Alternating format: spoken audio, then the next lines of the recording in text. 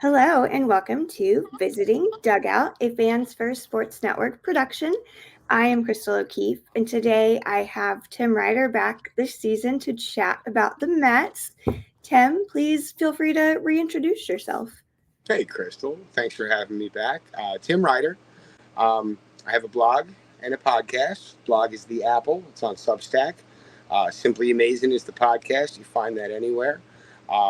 I do have a Twitter account. I'm not really using it much lately, but it's at Timothy R. Ryder. Feel free to follow along. But yeah, happy to be here. Thanks again for having me back. Yeah, of course. I rarely use Twitter. I only use it when I'm watching a baseball game and I have nothing better to do because I just will obnoxiously live tweet games. Oh, I've even stayed away from that lately. That app's become almost unusable, but the downfall of it is that's shocking, because at one point it was like the place to go for actual news and actual breaking news, and not anymore. It's really sad. It's terrible now. Everything I hate, like the censorship. I'm like, hey, so I thought we were the land of free speech, but Elon doesn't want you to use certain words, so okay, sure, whatever. Yeah, he's a trip. Oh man. But on to better things. Yeah. What's new with the Mets? Boy, this has been such a pleasant surprise. I guess, they're not blowing anyone out of the water. They went on a terrific run through the summer and really turned things around. I think they went like 9-19 in May, and they were just dead and buried. And they've been a winning ball club since. They're in the thick of the playoff hunt. I want to say they're entering tonight's games 3 games out of the wild card, which, again, in May, nobody could have expected this. Heading into the season, I mean, this was almost like a gap year. Mm-hmm. There was a lot of money, a lot of dead money on the books. They spent a lot last year. It didn't work out. They actually stepped on like every rake in front of them last year. So this was always going to be like a gap year, and they've made the most out of it. I mean, Francisco Lindor has proven beyond a doubt that he's one of the most complete, talented players in baseball. They've made the most out of the hands that they were dealt this year, and they still have 30 games left or so, and just really glad to be having fun. I think that's the my main overview of it. As someone who also does root for the Mets, it has been strange to actually enjoy watching baseball for a change, because normally I'm just like, oh, both of my teams are going to be really bad this year. But yeah, it has actually been kind of fun. I've tried to pay more attention to them because the White Sox are just no fun to watch right now. Well, that's not true. Now that Grady Sizemore is here, they're a little more fun, but not by much. I hope he sticks around. I really do. I think that it almost felt like when he was a player that has transitioned to managing, just from the way he like almost absorbed and adjusted to every little aspect of the game. It almost felt like he was heading towards that. Then the injuries happened, and you almost never knew if he was going to be back around the game. And here we are. I'm rooting for him. I really hope he gets a full-time gig here in Chicago. I wouldn't be mad. I mean, they've actually shown life for a change.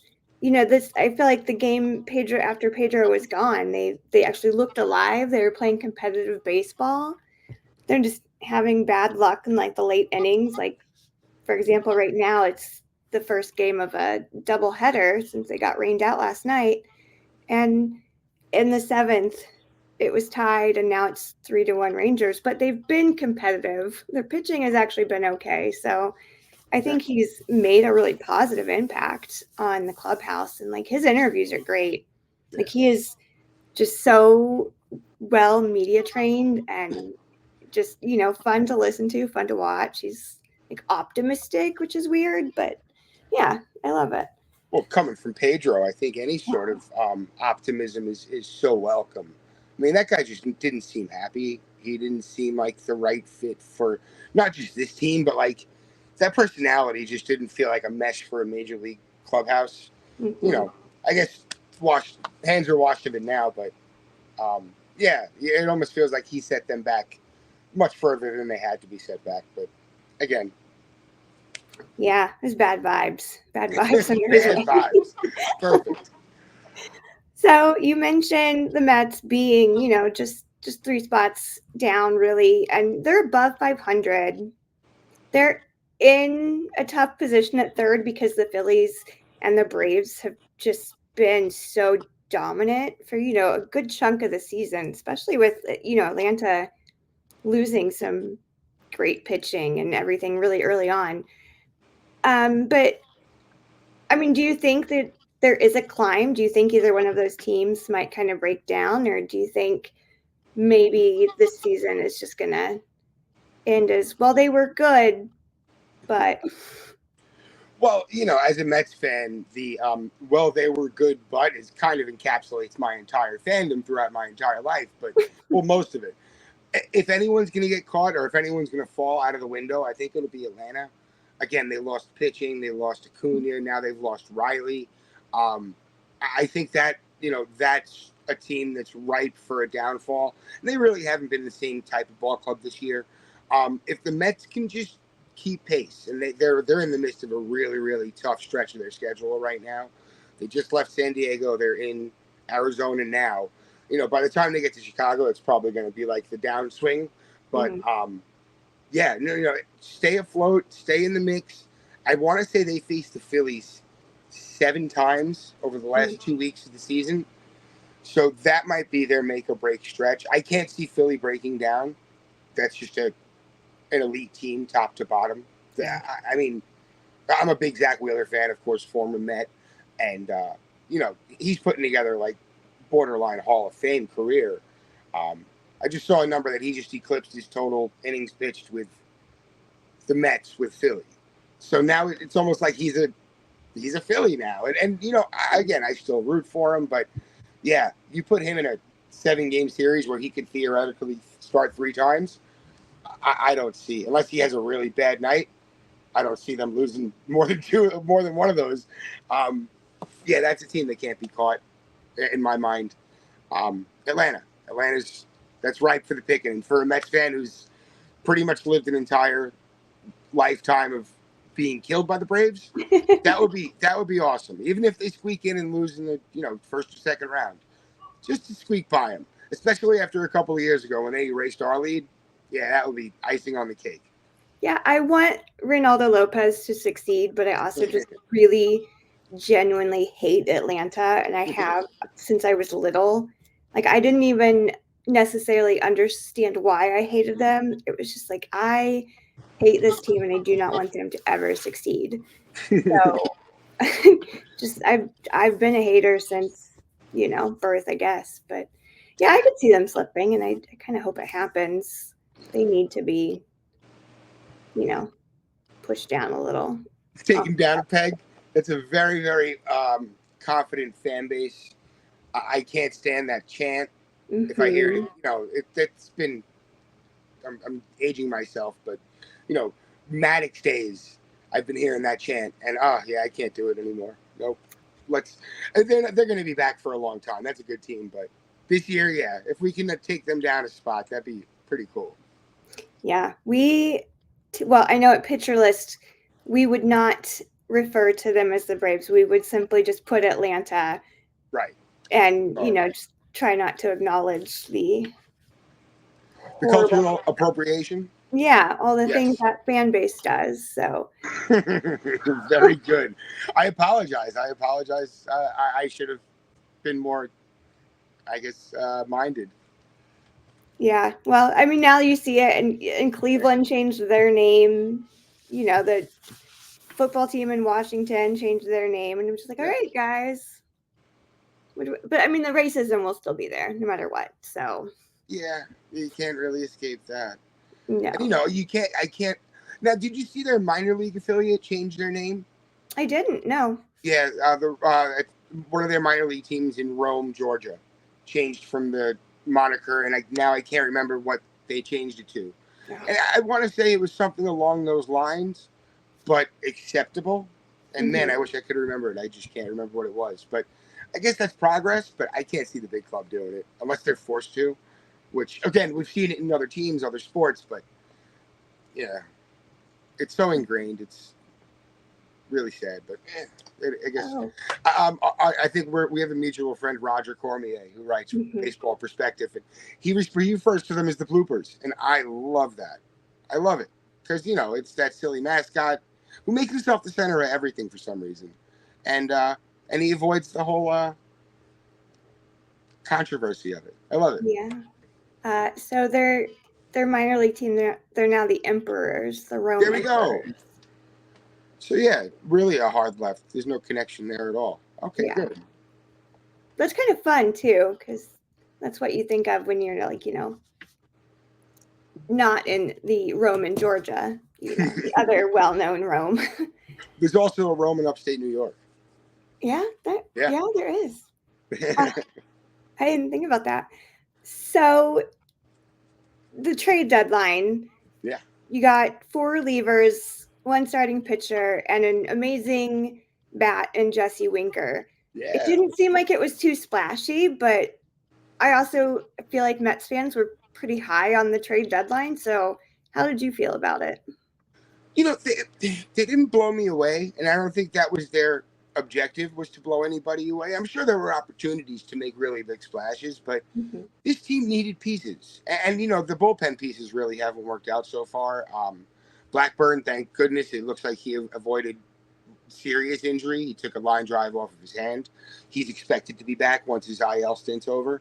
Um, I think Brosban has been inconsistent. We're hoping to see a lot more from him, I'm sure. Uh, but Winker, man, I mean, I was at the game when he first made the sliding catch into the wall and taunted the fans with a smile and a wave. And, I'm like, oh, wow, that's pretty cool. Like, I barely knew who he was at the time. And then, the legend kind of built itself. The fan had his Jesse Winker, you're a B word sign, and Jesse signed a ball for him and threw it to him. And, like, the legend just kept on growing. And I don't think it ever felt like a possibility, but I think Mets fans always kind of had it in the back of their mind, like, oh, wouldn't that be cool if he ended up here? So when he did, it's like, oh, this is awesome. He's having a career year. He started off a little slow, and I'm talking just a few games, but ever since he's been terrific. What a spark plug, offensive, very competent offensive player, solid defense. Yeah, I hope that the Mets can keep him in the fold for the future. I believe he's just under contract for this 1 year, but yeah, if that's the centerpiece of the trade deadline, and that provided even just a spark, which that's really all you want. The trade deadline is a spark. That it did the job, man. It checked all the boxes. I'm thrilled with it, and just as a big Jesse Winker fan, that's a huge get. It energized everybody. It was pretty cool. Yeah, he's always been a lot of fun. So I'm happy that he ended up there. Because yeah, you're right about the spark, and that makes all the difference with a lot of teams. And I know we already talked about the Grady Sizemore effect, but that felt like that lit a spark under the White Sox.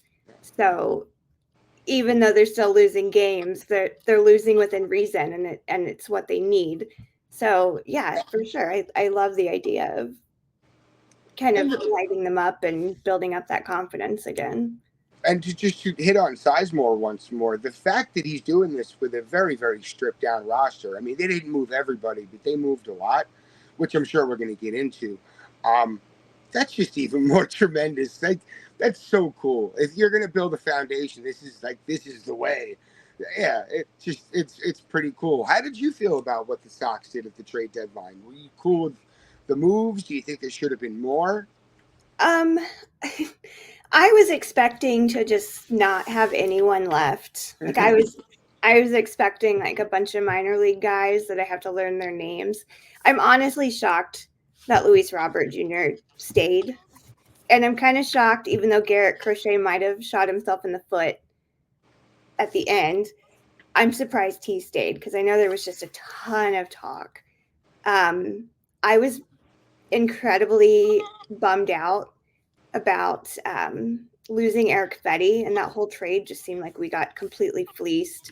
Yeah. I mean, Miguel Vargas has not been great. There wasn't room for him in LA. He was going to go down the minor league. So, but he hasn't had a great attitude, and he's not really showing anything. So we definitely got fleeced on that trade.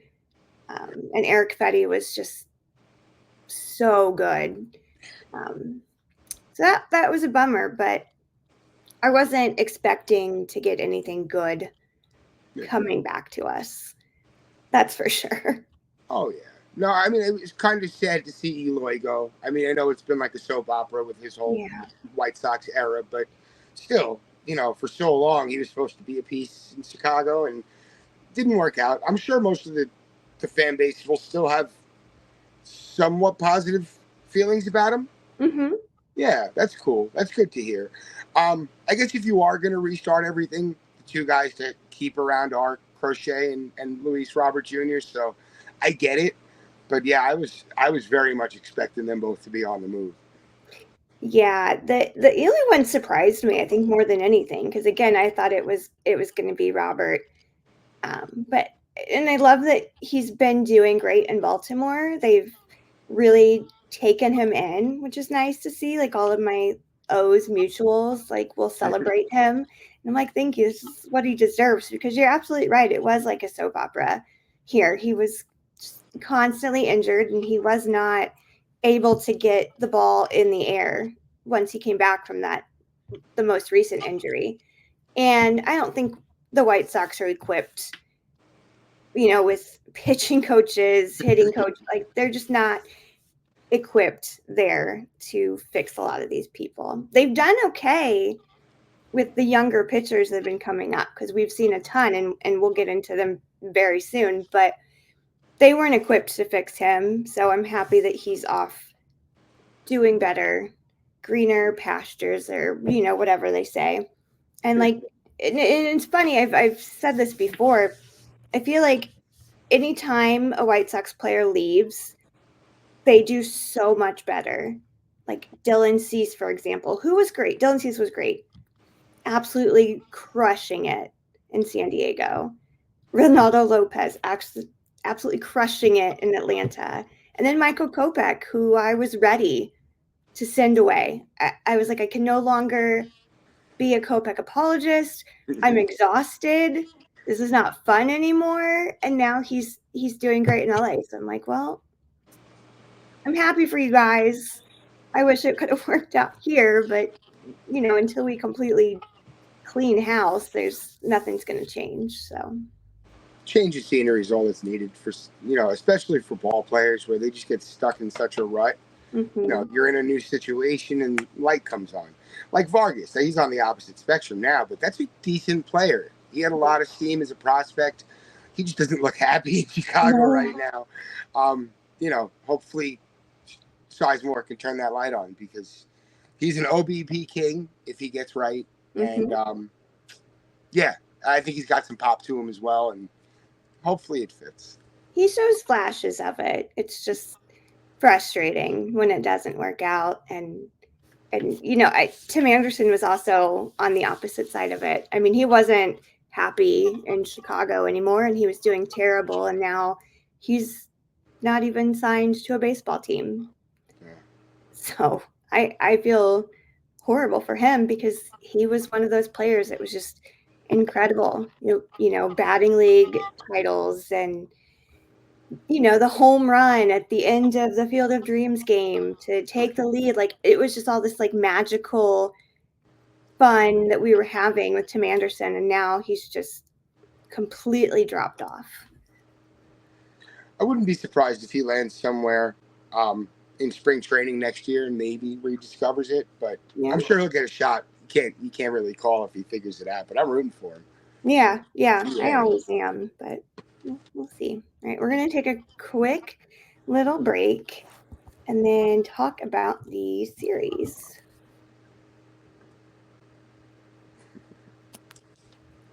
And take a drink, so those on YouTube that are watching can see it. Okay, welcome back. Let's get into this series with the Mets. Pitching matchups. When I looked earlier, they weren't quite there. The White Sox had some, so you will for sure see Jonathan Cannon and Davis Martin. You might see Crochet because they skipped him today for the makeup game from last night. He threw 4 pitches last night, and the increased Flexen ended up coming in today.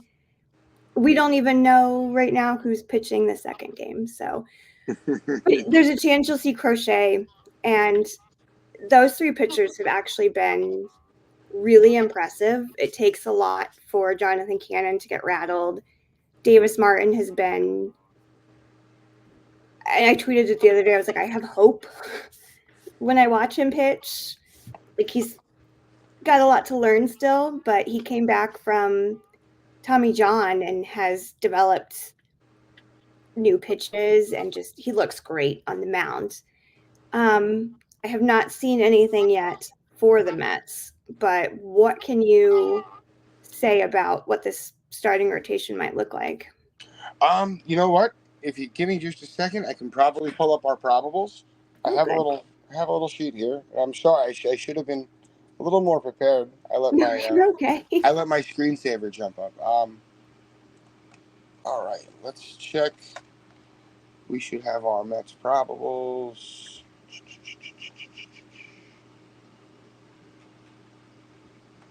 Where am I?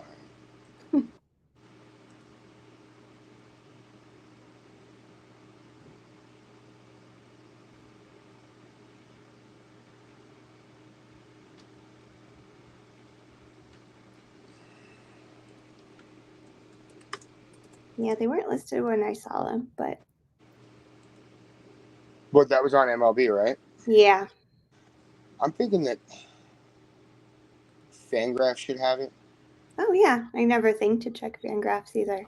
It's weird. They like to do their little depth chart, Mm-hmm. and they'll have usually a more accurate probables than MLB when there's TBDs out there. Yeah. Mets depth, Fangraphs. Because I can't pull up my thing. Here we go.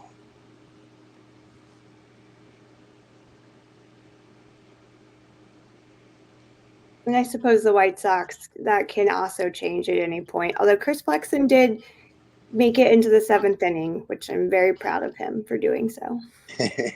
Flaxton, he's had quite a little roller coaster. All right, I have it here. All So it right. looks like Tyler McGill is going to be making a return to the mound on Friday. Okay. He's had a very up and down season. Mm-hmm. He's kind of been pushed out, even with like the depth and the kind of rotation flux. He really hasn't stood out as a consistent option. I think David Peterson's taken that, which I don't believe we're going to see him this series, but has had a really, really nice no. He's not coming back. Oh, he'll face Boston next week. Boston's coming in. The 86 World Series rematch, which we Jose Quintana, he's set to go Saturday against Martin. This is someone who, over the last 2 years heading into this season, avoided giving up home runs. He was adept at avoiding home runs. First half of the season, he was giving them up like hotcakes, and it was very, very alarming. He's gotten things in control. He's been a little more consistent. I believe over his last few starts, he's been a lot more consistent. If the Mets are going to make waves, he's going to be a big part of it, because without Senga in the mix, you're leaning on him. You're leaning on the guy who's up on Sunday, who's been outstanding, Sean Manaea. Mm-hmm. Sean Manaea, he's been lights out. We heard about him when he came over to the Mets. Oh yeah, he was flipping around between San Francisco and I forget the other team he was with that season. But he found a few extra miles per hour working with Driveline, and it really opened up the rest of his repertoire. And he's just taken that to another level. It seems like every start he's just getting better and better. He noticed guys were running off of him, or I guess his delivery was allowing guys to run off of him. So now he's changing up his delivery almost when guys are on base, of course, almost on a whim, just to keep the guys guessing and keep guys close to the bag. And it's working. Like, he's got such a veteran ball player's mentality that it's such a joy to watch. He's been such a cool addition. There was a great write-up in MLB a couple of weeks ago. He walked into I don't know if it was Central Park or Washington Square Park, and he needed to get his reps. It was during the All-Star break. He had his weighted balls. He walked up to a softball game. He's like, "Hey, can I have a catch with some of you guys?" And they did, and it just the type of guy you want on your team, and Yeah. he's been outstanding. I'm sorry, I didn't mean to drone. Big show. No, no, I love it. I am actually supposed to go to Saturday's game with friend of the pod, Colleen Sullivan. Friend of everyone, Colleen Sullivan. Yes, I'm happy to see Q back on the mound. I haven't seen him pitch in quite some time, actually, and he's one of those kind of Chicago legends too. Not quite Tommy Pham, but up there. Yeah, Tommy Pham. I love that you also mentioned the 86 Mets, because tomorrow, Colleen, we record our Dugout of History podcast on Thursdays, and tomorrow we have a guest for the first time, and we're talking about the 86 Mets. This is a person who was working on a documentary about them, and she just knows everything there is to know, so that's fun. I was saying, I was like, well, this is my Mets week, because I've got this today, 86 Mets tomorrow, Friday coverage, and Saturday game. Nice. So maybe Sunday game. Who knows? If you want to do some added reading, Jeff Pearlman's book on the '86 Mets, "The Bad Guys Won," is so good. I don't know if you've read it, but you got to check it out. It's great. Yeah, I got it for Christmas. All right. Last year, actually. Yeah, last Christmas. Yes, and I also got a book about Bartolo Colon. So. All right. Excellent. Eventually, he's going to be his own episode. That's great. Just a legend. So, which player on this team might be the biggest threat to this White Sox team right now? Who, from the Mets? Mm-hmm. Well, Francisco Lindor is having, he's not going to win he's not going to win the MVP because Shohei Ohtani's doing just incredible things. But if Shohei Ohtani was out of the picture, Francisco Lindor would likely be very, very high up in the mix. So you always got to take care of him. You always got to look out for him. Pete Alonso over the last month has been Pete Alonso again. He's never been quite the average guy, but when he gets hot, he can carry a ball club for a month. Yeah. And he hasn't really needed to because the rest of the team's been good. But he's been hot. I think that he's the guy to look for. JD Martinez is such a professional hitter. He's been so fun to watch since he came over, since he, I guess even when he signed, it took a little while to get into the lineup and then get comfortable. He's just a professional hitter. So fun. Brandon Nimmo. The Mets have a deep lineup. They never, I don't think it was ever in anyone's mind that they were going to be out of it this year. But anybody can get you. I mean, even Harrison Bader, who I'm sure,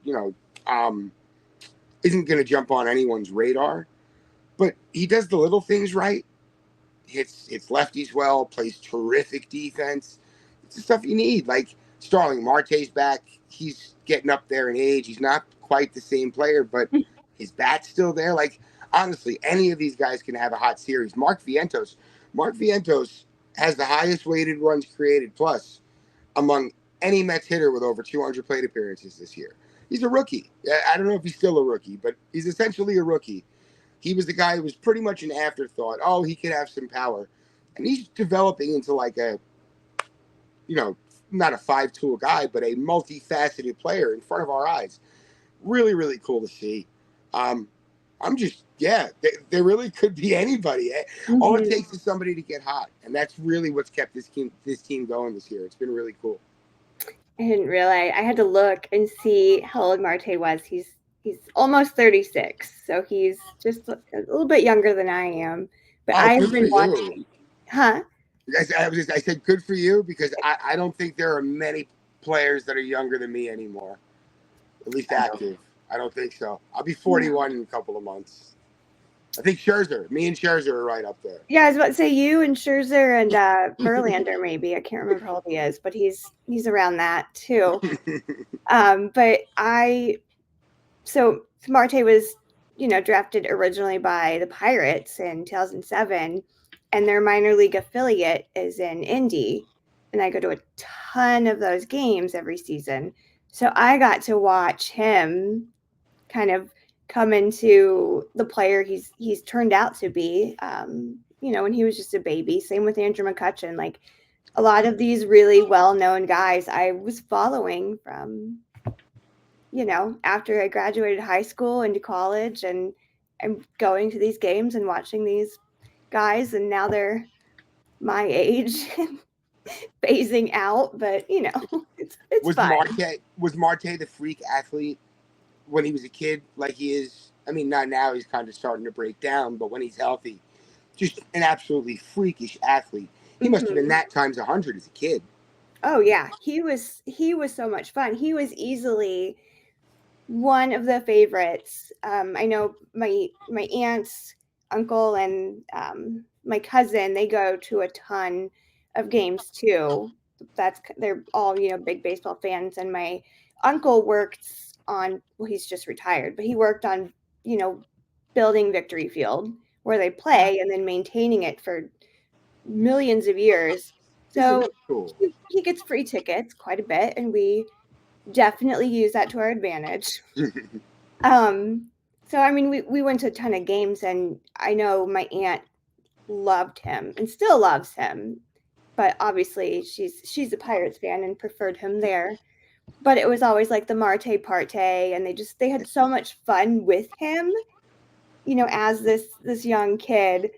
And yeah, he was a blast. Andrew McCutchen was a blast. They had so many really fun players in that kind of era, 2005 to 2009. They had some of like the best players on that minor league team. And when they'd rehab, I'd be like, well, we've got to go see these people play. I don't know if it's the same era. I might be off by a few years, but Jack Wilson was one of my favorite players on that team, I believe. Yeah, he was around. Can't remember what year, but he was around there in that time too. Scrappy little like second baseman or something, but yeah, I liked him for a few years there. He was really fun. There was another middle infielder came up around that time. He landed with the Giants eventually, and now I cannot remember his name, but I'm sorry. I digress. Yeah, I can't remember either. And I followed the Giants a lot around that time. I am a big Tim Lincecum girl. Nice. So, like, I have a couple favorite players. He's my favorite pitcher of all. Like that, he gets that spot. Andrew McCutchen is my favorite player. All time? Tim Lincecum's your favorite? That's awesome. That's one of the coolest, my favorite players of all times I have ever heard. That is so cool. We were, I was prepping for the Giants visiting Dugout episode. I think it's been like 2 weeks now, and I just kind of taking notes, and then I stumble upon like his goofy commercials and stuff that he used to make. And my son is the Sports Center one. Yeah. My son is in the room at this point, and he's kind of like over my shoulder asking a bunch of questions. And he plays baseball, and sometimes he does pitch. And so I was like, you need to just watch this tape. Like, they called him the Freak. You need to like look at his windup. You need to look at how he throws, and you'll understand why that nickname stuck clearly. But just watch some tape of him, because my son isn't very tall either. Tim Lincecum is teeny tiny, and he's just kind of watching. He's like, this guy's good. And then I was like, you need to see the commercials though. And I was like, this is top pitcher for me of all time. So awesome. I was like, I have to teach the younger generations of the greatness. It's so funny with guys who had such short windows of that greatness, because there was no question for that period in time he was unstoppable. Yeah. Like we saw with Jacob deGrom a few years ago. There's just periods of time that guys got it. And Tim Lincecum was that guy. And if you're lucky enough to see it, yeah, it was so much fun. But that's awesome. Yeah. I'm sure your son can appreciate that because he was a freak. That was the best way to describe him. He was the freak. He thankfully listens to all of my baseball takes and advice. All right. He knows better than to go and ask his dad. His dad's not the baseball person. My husband, great, and will take him to the batting cages, when he needs to, but he listens to mom. We went, he was slumping quite a bit at the beginning of the season because he just went up an age group. And so you've got to adjust. It takes some time. And he was frustrated. So I took him to the batting cage and I was like, we need to just see, what your stance is, how you're hitting, what you're doing when you're at bat. And I'm just kind of watching and analyzing his very first few reps in the cages. And I walk him out and I'm like, all right, this is what we need to do. And I'm like, kind of repositioning him. He's standing there and I'm repositioning him. And I'm telling him where the bat needs to sit. And he gets back in there for a second rep and he hits almost every single one of them. And then he finishes, the second half of the season hitting the ball again. And I was like, see, you needed to come to mom's school of batting. The science of hitting with Crystal. Yeah, you needed to just come to school with mom and learn everything that you needed to know. So awesome. How old is he?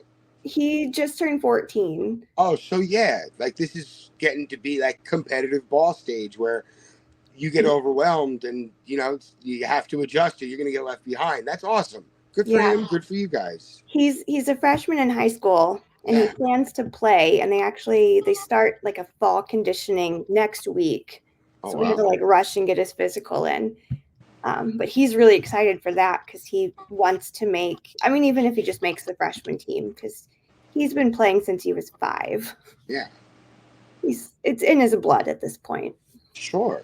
And, it's, you just want to keep, we've heard it. Well, I think it was a line in Moneyball. One day they're going to tell you can't do it anymore. And, he's not ready to do that yet. So, yeah, go for it. That's awesome. Yeah. What position does he play? He really loves to play second. That's where he kind of sticks. Second, and he likes short as well, but second base is his thing. He enjoys it, and he's great at it. So in the middle of everything, it's like catcher. There's never a playoff when you're in the middle infield. No, yeah. So he has a blast with it, and I love watching it. It's great. But the White Sox could use him, but enough about him. What are the keys for the Mets to take this series? And I know it's kind of a funny question coming against a White Sox team that is so bad, but sometimes they win a game. So yeah, no, I think that's the key is that you can't sleep on anybody. It's baseball. We've seen crazier things happen than a 100-loss team beat a 85 win. Need every win they can get at this point. So go in there and take care of business. Doesn't matter who they're facing on the mound. Could be a no-name guy. The Mets have faced 1,000 no-name guys, and they come out and they throw the game of their lives. So, yeah, just got to go out and do your business. The serendipity of the Mets and White Sox coming together with a month left with, one of the most infamous major league records on the line. Mm-hmm. That's not lost on us as Mets fans, that we can assist in getting the Mets off the top of this list. Maybe not all the way, but we can do our part. Not our part as fans, but as the Mets. You're out there batting, right? You know what I mean? Yeah, it's, and I get it. I know I'm talking to a White Sox fan on a White Sox podcast, but it's not lost on me as a fan. It's not lost on Mets fans. And I'm sure it's going to add a little bit of, I can't say how much juice it's going to add, but I'm sure it's going to add a wrinkle to the series. Mm-hmm. I'm sure, nobody wants to lose 121 games. Nobody wants to do that. All right, that's 120 the Mets are at. They'll be 121. I don't know what the White Sox pace is right now. They have been winning some games, and I'm sure they're fighting to stay out of that basement. But, yeah, you don't want to mess with a team that's got nothing to lose, and the White Sox have nothing to lose right now. Mhm. Yeah, you got to go in there and just take care of business if you're the Mets.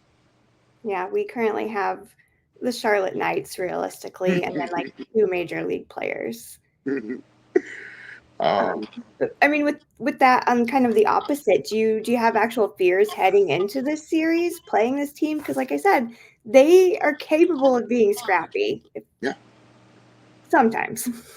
Oh, and my fear is exactly what I just said to finish up was that, you know, a team with nothing to lose or a team that's focused on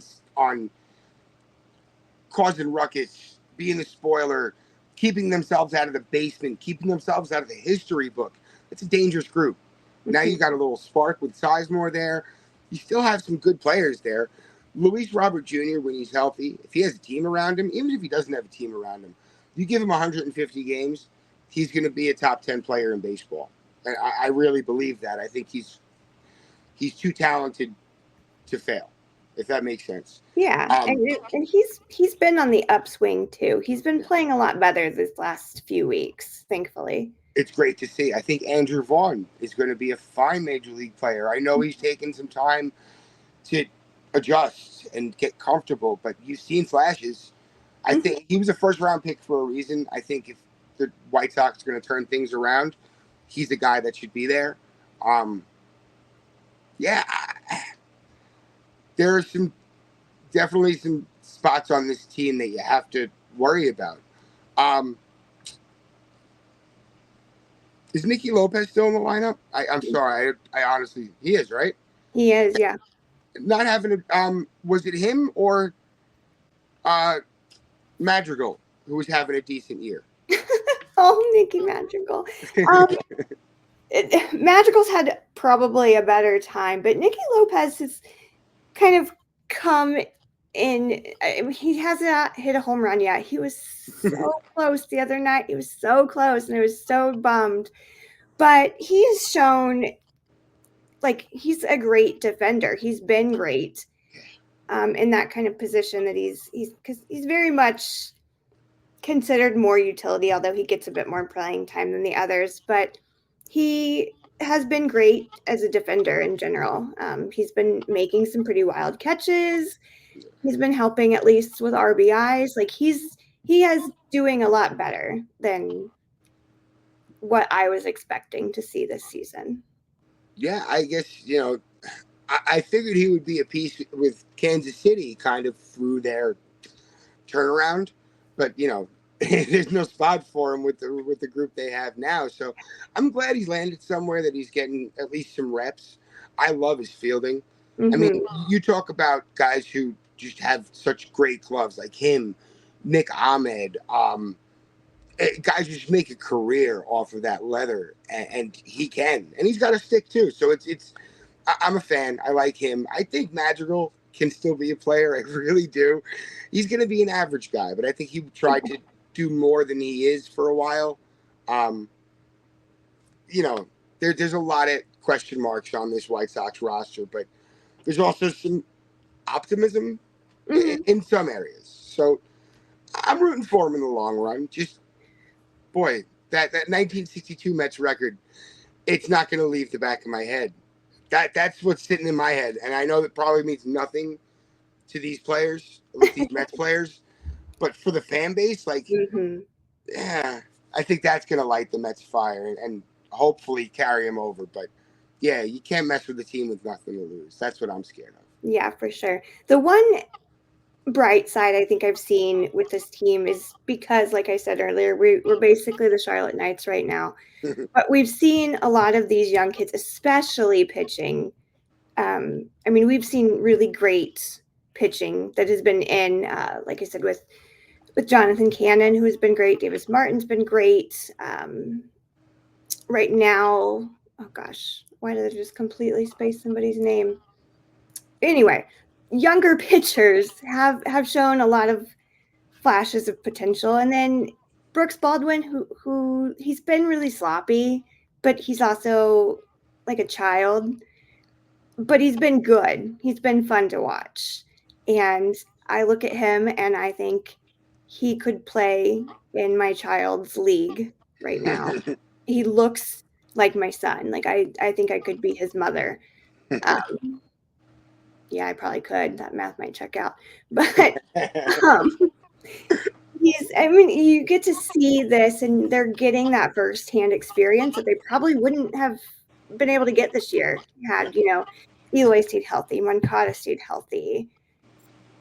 It goes on and on. And then Corey Lee, who has been catching, he's getting the starting catching position right now, and he's been just lights out.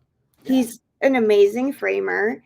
He can hit the ball very well, and he's been great to watch.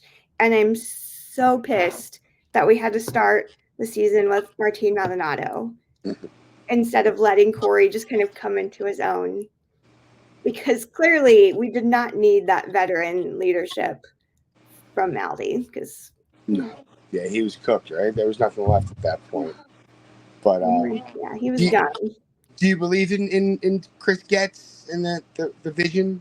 Not at all. Not at all. Not at all. I had about 30 seconds of pure joy hearing that Rick Hahn was fired until the realization kicks in of it's going to be Getz. The second you hear internal hire, it's like, oh, geez. Yeah. And I mean, Chris Getz was terrible with all of the farm teams. Like, we've had some of the worst farm teams since he's from KC, right? Yeah. Yeah. That was the other thing. I was like, we need to quit bringing in Royals. Pedro didn't work. Chris Getz isn't working. Andrew Benintendi has been so frustrating. So, leave Kansas City alone. We do not need their trash. But, I mean, he, is supposed to be overseeing these minor league players, and we had some of the worst farm systems under his reign. So I was like, what makes you think it's going to be better if you promote him? Nothing is going to be better. So I have no real confidence in him. No.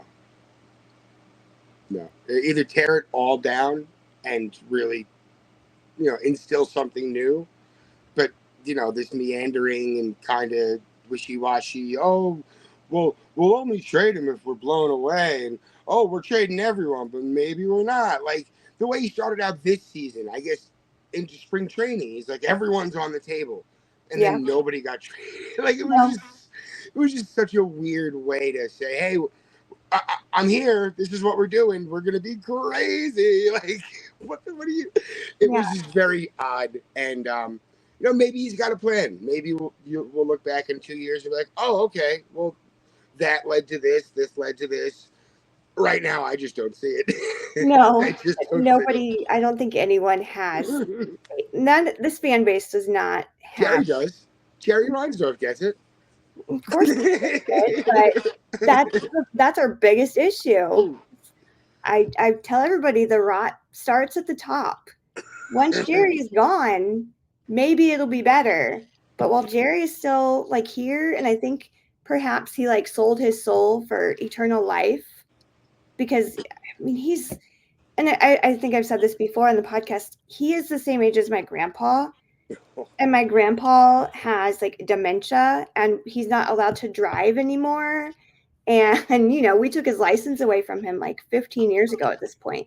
And I'm just like, imagine, and I told my kids this, I was like, imagine Poppy owning not just one, but 2 teams in Chicago. Imagine Poppy owning 2 teams and running those operations. In perfect health. Yeah. And I was like, do you think that would be a good idea? Because that's exactly what's happening. We need to take his keys away. He's, yeah. Well, this is going back when he was still a lucid businessman. He was involved in the whole scandal in the late 80s with the, I guess, collusion. Mm-hmm. He was a major player in that. The fact that he's still around, it's just, oh, well, he's just so deeply rooted. It's like the Wilpons getting, oh, yeah, you know what? You're caught up in this Madoff thing, and you're probably going to get, punishments and fines levied and stuff. But you know what? Here's a $250 million loan so you guys can keep the team. Like, at the point that you're so deeply ingrained in things, it almost takes a miracle to get out. And the Wilpon saying, yeah, well, we'll sell. That was the miracle Mets fans are waiting for forever. It'll happen for the White Sox, but in Jerry's lifetime, I don't know, man. No. Iron fist, right? He's not going to let go of the team. No, there's no way. I mean, his son mostly runs the Bulls at this point, but the Bulls are not. The Bulls are even more of a mess. But this is not a Bulls podcast. But yeah, like while he's still here, nothing concrete is going to change or get better, and everyone knows that. I mean, now when you go to White Sox games, if you bring like a blanket or something in, they make you open it to make sure that it's not a sign that says sell the team, because the broadcast, it's been a couple of months at this point now, but the broadcast panned to fans and there was this massive banner that said sell the team, Jerry, and a picture of him with a clown nose. And that was on air for like 5 seconds before they like very quickly like yanked it away. That's all it takes. And now like you have to be checked to make sure you're not bringing in these big, signs. But the chants are loud. You hear, especially when they're losing, that's all you hear, or like sell the team chants. And so it's just, I mean, everybody's unhappy with him. I mean, when the fan fury reached a certain level, that almost felt like the turning point with the Wilpons when they said, all right, you know what, we're out. But they also had one of the richest people in America saying, you know what, I want to buy this. What are they going to say? No? Like, it was almost like a perfect storm. But, the White Sox it's got such historical weight to it. I mean, and I'm sure White Sox fans hear this all the time. They're not the Cubs, but they don't need to be the Cubs. They have their own history. They have a century of history, right? Just around, if not close to it. They deserve so much better. The fans deserve so much better. The city deserves so much better. The uniform deserves better. They haven't been a crown jewel in Major League Baseball by any means throughout their existence. Maybe during points, sure, but still, with that history, with that fan base who's stuck around even through all the misery, like to drive it into the ground. And it's been in the ground for, they had glimmers a few years ago, but they missed their opportunity. How do you run a show and not grasp that? It just doesn't make sense. I'm sorry. I know we're cutting into your time here. No, you're okay. No, I mean, you're preaching to the choir, and anybody listening feels the exact same way. We're all very frustrated, very irritated with him, to the point where like I haven't been to many games this season because I don't want to put money in his pocket. Like I went to opening day and then I took just a huge gap. And then for my son's birthday, he was like, oh, I want to go to a White Sox game. And I'm like, really? Is there nothing else you want to do? You want to go to that? So, and then I want to see the Mets, in person. So at the very least, Saturday is going to happen. But yeah, like I've tried to just not give them my money. My coverage on them has been spicy. But at the same time, I've dealt with just really bad burnout. That's all I can describe it as, like this burnout of how many times can I word something to say this team was really bad while still trying to be somewhat creative. Well, I mean, it's the little things, and I've read your work, and you do such a great job of finding the little things like, oh, it's not just this again, but it's this with a little pinch of this, and you keep it entertaining, and it's I enjoy it. I'm sure the fan base does too, and keep it spicy. Give them hell. That's the nudge that these organizations need, especially when you got so much steam behind it. Keep on giving them hell. Yeah, their front office does not care too much for me. I've been contacted before. Nice. That's how you know you're doing something right. Right. Yeah. So, I mean, at least, yeah, twice. I've been contacted twice because they were mad. But Very hey, much that's like a tone it down or cease and desist. not a cease and desist. One was about Brian Ball, that whole story of the trainer that was fired.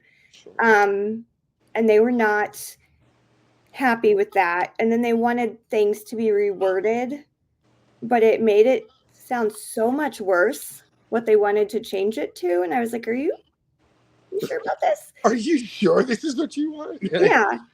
And they've just, they've heard a lot of podcasting and they've seen my writing, and especially when it comes to people like Mike Clevenger, they see that stuff. Somebody follows me in their front office, like somebody legitimately follows me on Twitter, Yeah. and she sees it. Sure. But yeah, it's been. If they want the temperature of the fan base, this is what you're going to get. Like, Yeah, I'm not afraid to show it. No, they made their bed in that regard, and now they have to lie in it. Like, I'm sure that's another podcast for another day. But yeah, no, give him hell. Yeah, give him hell. That's what I keep doing. Sorry, Chicago White Sox, if you're listening. I love you guys. No, I'm not sorry. Well, that's what I've got for you. Thank you so much for coming back on this season. Obviously, best of luck in this series. I will be there completely undecided in what shirt to wear. Because I got a lot of Met shirts too. And I might be feeling spicy. Gotta get you the City Edition Grimace. Oh, I do need that. Gotta get it. Yeah. I've got like the LFGM, obviously, and it's rainbow. It was famously worn by Mark Canha last season for Pride. There's a picture of him in it. But I've also got like this cool Pete Alonso tank top, and I've got plenty of shirts for the Mets. So who knows what I'm going to end up in. Well, have a blast. Thank you so much for having me. This was so much fun. It always is. And I'll be keeping an eye out for the White Sox. Secretly, of course, openly, yes, please lose all the games. Secretly, nobody wants that on them. Nobody wants that stain on them. We have it. Trust me, nobody wants that. Get to 119. Get to 120. Make everybody happy. Just leave it tied. Now we both get the distinction. Yeah, that'd be great. All right. Well, thank you again, and see you later.